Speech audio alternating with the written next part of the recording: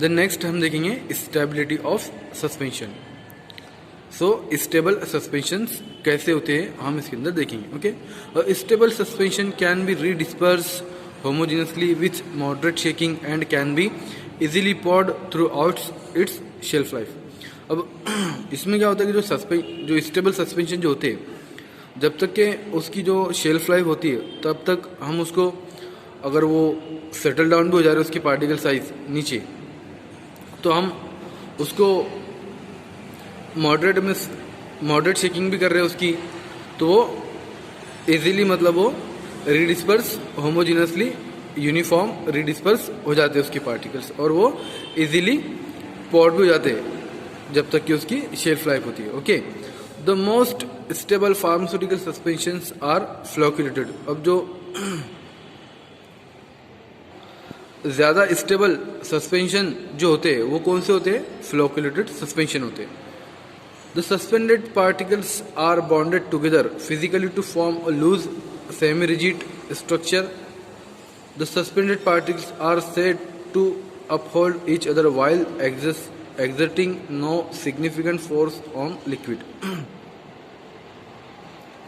अभी इसमें क्या होता है कि जो पार्टिकल्स नीचे सेटल डाउन हो जाते हैं, सो हम फ्लोक्यूलेटिंग एजेंट को ऐड करके उसको जो स्टेबिलिटी उसको इंक्रीज करते हैं। ओके, तो उसमें क्या होता है, जो सस्पेंडेड पार्टिकल जो होते हैं वो एक दूसरे को वो होल्ड करके रखते हैं इसमें। ओके, और सस्पेंडेड पार्टिकल क्या करते हैं कि वो एक दूसरे के साथ फिजिकली बॉन्डेड होते हैं और एक वो loose semi rigid structure form करते हैं, जिसकी वजह से अगर वो सेटल डाउन भी हो जा रहे हैं नीचे, तो वो उसको हम अगर मॉडरेट शेकिंग भी कर रहे हैं तो वो इजीली होमोजीनसली यूनिफॉर्म रीडिस्पर्स हो जाते हैं। Okay, the sediment particles of flocculated suspension can be redisperse easily at any time with only moderate shaking. अब जो सेडिमेंटेड पार्टिकल्स जो होते हैं फ्लोक्यूलेटेड सस्पेंशन के, मीन्स जैसा कि मैंने बताया जो सेटल डाउन हो जाते हैं नीचे, तो हम उसको अगर मॉडरेट भी शेकिंग कर उनकी मॉडरेट शेकिंग कर रहे, हल्की सी भी शेकिंग कर रहे, तो वो इजीली रीडिस्पर्स हो जाते हैं। ओके, तब भी हम any time. Okay, the non flocculated suspension can be made stable by decreasing the particle size of the suspended material और by increasing the density and viscosity of the vehicle. अब जो non flocculated suspension जो होते हैं उनको हम उसकी जो उसको स्टेबल सस्पेंशन कैसे बनाते हैं, उसकी जो पार्टिकल साइज होती है सस्पेंडेड मटेरियल्स की, जो भी उसके सॉलिड पार्टिकल्स होते हैं उसको डिक्रीज करके, उसकी साइज को डिक्रीज करके, और जो व्हीकल की जो विस्कोसिटी और जो डेंसिटी है उसको इंक्रीज करके, मीन्स सस्पेंडिंग एजेंट ऐड करके। सस्पेंडेड एजेंट क्या होते हैं, उसको हम सस्पेंडिंग एजेंट मीन्स उसको हम थिकनिंग एजेंट भी बोलते हैं। सो वो क्या करते हैं कि जो व्हीकल की जो विस्कोसिटी है, जो गाढ़ापन है, उसको इंक्रीज कर देते हैं, जिसकी वजह से जो पार्टिकल्स है वो सॉलिड पार्टिकल्स है वो लॉन्ग टाइम के लिए वो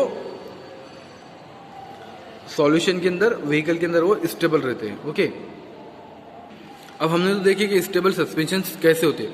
सो उसको हम कैसे इवेल्यूएट करते हैं, हम कैसे पता करते हैं कि ये स्टेबल सस्पेंशन है। सो हम उसके पैरामीटर देखेंगे। Evaluation of the stability of suspension. The following methods are commonly used for evaluating the physical stability of suspension. अब जो मेथड जो हम देखेंगे वो ज़्यादातर यूज होते हैं evaluation of the stability of suspension में। हम सबसे पहला मेथड देखेंगे sedimentation method. So the measurement of the sedimentation volume is the most important parameter in the evaluation of the stability of suspension. जो सेडिमेंटेशन वॉल्यूम जो होता है ये बहुत इंपॉर्टेंट पैरामीटर होता है evaluation of stability of suspension. जब हम सस्पेंशन की स्टेबिलिटी को इवैल्यूएट करते हैं तो सेडिमेंटेशन मेथड जो होता है ये बहुत इंपॉर्टेंट पैरामीटर होता है, जिसको मेजर करना, जिसको चेक करना ये नेसेसरी है। Okay, It is determined by keeping a measured volume of the suspension in a graduated cylinder in an undisturbed position for a definite period of time and noted the ultimate height HU of the sediment and initial height of the total suspension. अब sedimentation method में होता क्या है, इसमें हम एक measuring cylinder लेते हैं, उसके अंदर सस्पेंशंस को फील करते हैं, फिर उसकी हम हाइट लेते हैं। मीन्स मतलब हमने इसको एक मेजरिंग सिलेंडर के अंदर सस्पेंशंस को 30 ml फील किया, सो वो जो सस्पेंशन की जो हाइट हुई तो वो 30 ml हुई। ओके, तो उसको हम बोलेंगे हाइट। ओके, फिर हम क्या करेंगे कि जो मेजरिंग सिलेंडर के मेजरिंग सिलेंडर में हमने सस्पेंशंस को फील किए 30 ml और उसकी हाइट हमने निकाले 30 ml। सो हमको क्या करना है, उसको कुछ टाइम के लिए उसको अनडिस्टर्ब्ड पोजीशन के अंदर उसको रख देना है। मीन्स उस मेजरिंग सिलेंडर को किसी भी तरह का धक्का या उसको किसी भी तरह का मतलब अनस्टेबल पोजीशन में ना हो। मीन्स वो एक अनडिस्टर्ब्ड पोजीशन के अंदर उसको रख देना है। फिर क्या होगा कि हमने सस्पेंशंस को अनस्टेबल पोजीशन के अंदर रख दिए, सो क्या होगा, जिसकी जो पार्टिकल्स है सस्पेंशंस के अंदर, सो वो स्लोली मतलब धीरे धीरे वो नीचे सेटल डाउन होंगे। सो जितने भी नीचे सेटल डाउन हुए, फिर हमको उसकी जो सेटल्ड पार्टिकल है नीचे, जो सेटल्ड पार्टिकल है नीचे, उनकी हाइट लेना है हमको। ओके, सो उनकी हमको हाइट लेना है। सो जो सेडिमेंट पार्टिकल की जो हाइट हम लेंगे उसको हम क्या बोलेंगे, अल्टीमेट हाइट, मीन्स HU। और जो हमने 30 ml सस्पेंशन फिल करके रखे थे मेजरिंग सिलेंडर में, तो वो जो हाइट हुई हमारी, वो क्या हुई, इनिशियल हाइट हुई। सो वो क्या हुआ, ultimate height HU and initial height HO, ये क्या हुआ, ultimate height HU of the sediment and initial height of the total suspension. Okay, the sedimentation volume F is the ratio of the ultimate height and initial height. अब जो F जो है sedimentation volume, ये क्या है, ultimate height and initial height का ratio है, HU bye HO।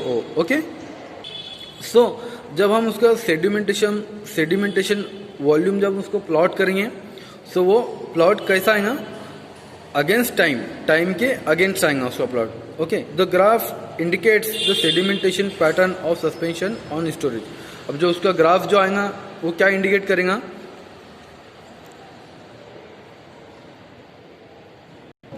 Sedimentation pattern को सस्पेंशंस के वो इंडिकेट करेगा। Okay, stable suspension show horizontal और लेस स्टीप कर्व।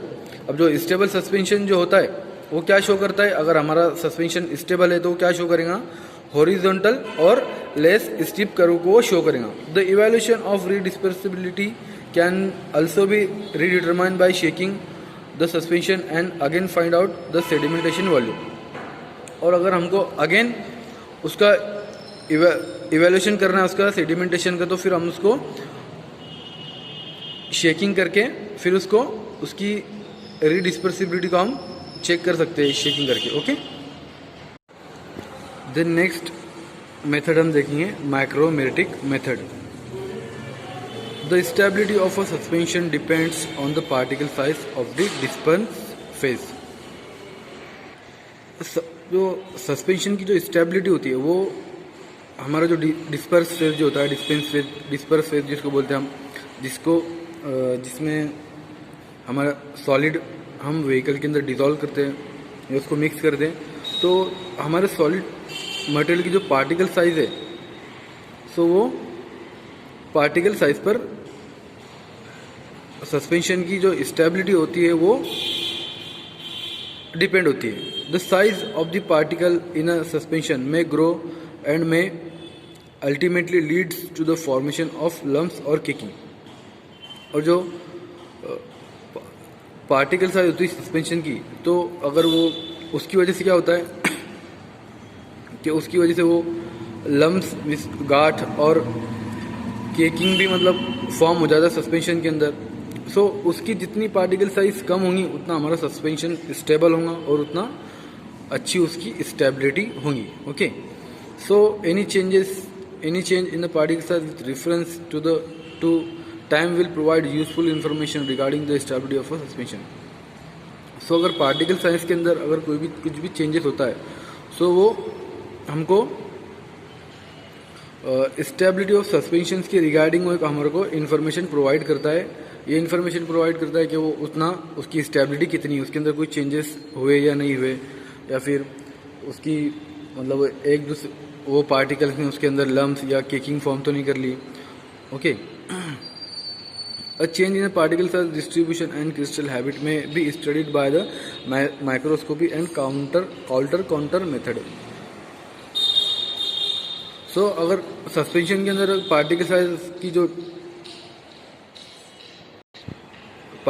अगर कुछ चेंज हो रहा है सस्पेंशन के अंदर, सो ये सब स्टडी माइक्रोस्कोपी और काउंटर मेथड के थ्रू हम माइक्रोमेरिडिक स्टडी मेथड यूज करते हैं उसकी स्टेबिलिटी को इवेल्युएट करने के लिए। ओके, नेक्स्ट मेथड हम देखेंगे rheological method. The viscosity of the suspension is studied at the different time interval bye using good quality of viscometer. अब जो सस्पेंशन की जो विस्कोसिटी होती है वो हम अलग अलग इंटरवल पे उसको चेक करते हैं by using good quality of viscometer. मतलब अच्छी क्वालिटी का जो विस्कोमीटर होता है उसके थ्रू हम उसके डिफरेंट इंटरवल से, मतलब आधे घंटे में 1 घंटे बाद, ऐसा इंटरवल से सस्पेंशन की विस्कोसिटी को हम स्टडी करते हैं, चेक करते हैं by using good quality of viscometer such as, जैसे कि ब्रुकफील्ड विस्कोमीटर के थ्रू हम उसको भी रियोलॉजिकल इवैल्यूएशन कर सकते हैं या फिर करते हैं। Okay, it provides useful information about the stability of suspension. और जो विस्कोमीटर जो होता है जैसे कि ब्रुकफील्ड विस्कोमीटर, ये हमको स्टेबिलिटी ऑफ सस्पेंशन के प्रोवाइड हमको इन्फॉर्मेशन प्रोवाइड करता है, इन्फॉर्मेशन देता है कि वो कितना स्टेबल है सस्पेंशन और कितना विस्कस है। ओके, देन नेक्स्ट हम देखेंगे electrokinetic method. The determination of surface electric charge और zeta potential of suspension is helpful to find out the stability of suspension.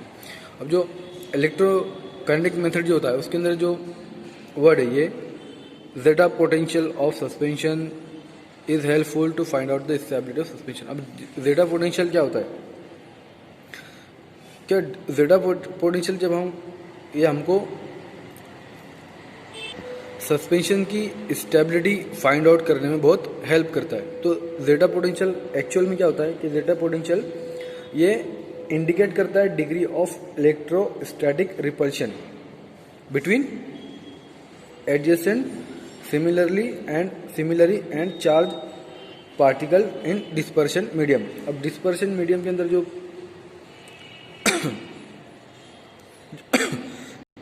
जो पार्टिकल्स होते हैं उनके अंदर जितना अच्छा रिपल्शन होगा उतना हमारा सस्पेंशन अच्छा होगा, उतनी उसकी स्टेबिलिटी होगी।